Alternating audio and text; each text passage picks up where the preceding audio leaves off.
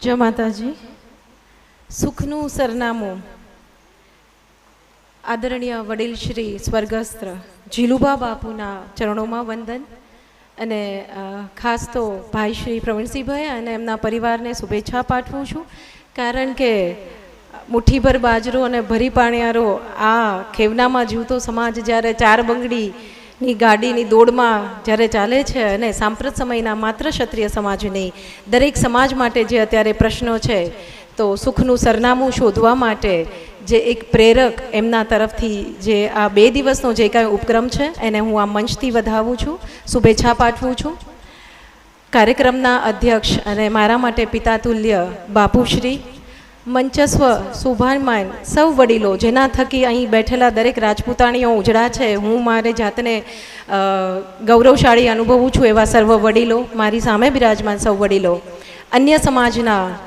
મંચસ્વ બિરાજમાન સર્વ મહાનુભાવો. આમ તો મારી ઉંમર શીખવાની છે, શિખામણ લેવાની છે, ઉપદેશ લેવાની છે અને મંચ પર આવા વડીલો બિરાજમાન હોય ત્યારે મારે અહીંયાથી બોલવાનું પણ ન હોય, પણ ભાઈશ્રીની ઈચ્છા છે એટલે પણ હું માત્ર 2-3 એક સામાજિક વ્યક્તિ તરીકે ચિંતા વ્યક્ત કરવા માગું છું અને આપની સૌ પાસે આશાઓ પણ માગું છું. યુવાનો ભાઈઓ છે એમની પાસેથી એક કાર્ય આશા રાખું છું એક કાર્યની, કે આપના ઘરના વડીલોમાં આપના ઘરના ડ્રોઈંગ રૂમમાં હવે સમય એવો છે કે આપણે આર્કિટેક્ટ રાખતા થઈ ગયા છીએ. પહેલાંના સમયમાં અમારા ઘરે ડેલીમાં તો આંબો હતો, હવે આર્કિટેક્ટ ના પાડે કે બાપુનો ફોટો નહીં ચાલે અને આર્કિટેક્ટ ના પાડે કે આ આંબો પણ શૂટ નથી કરતો ઇન્ટિરિયરમાં, એટલે આપણે એને હટાવી લીધો છે. તો અહીં જે યુવાનો છે એમને હોય કે એવું કામ ચીંધું કે આપણે દશેરાની પાળિયાની પૂજા ચોક્કસ કરવા જઈએ છીએ, રેલીઓ પણ કાઢીએ છીએ, શસ્ત્રો જેના પણ આપણે ગર્વ લઈએ છીએ, પણ આ કરવા જેવું કામ છે કે ફરી આપના ઘરની ડેલીમાં, આપના ડ્રોઈંગ રૂમમાં આપણી 7 પેઢીનો આંબો મુકાય, કે આપણા બાળકોને ખબર પડે કે એ કોણ છે, એમના વડવાઓ કોણ હતા. મારી સામે જે વડીલો બેઠા છે અને મંચ પર જે વડીલો બેઠા છે,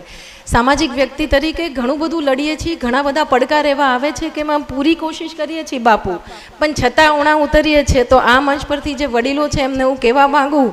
કે મારી જેવી દીકરીઓ માટે અહીં સર્વ રાજપૂતાણીઓ બેઠા છે, જે યુવાનો છે, કંઈક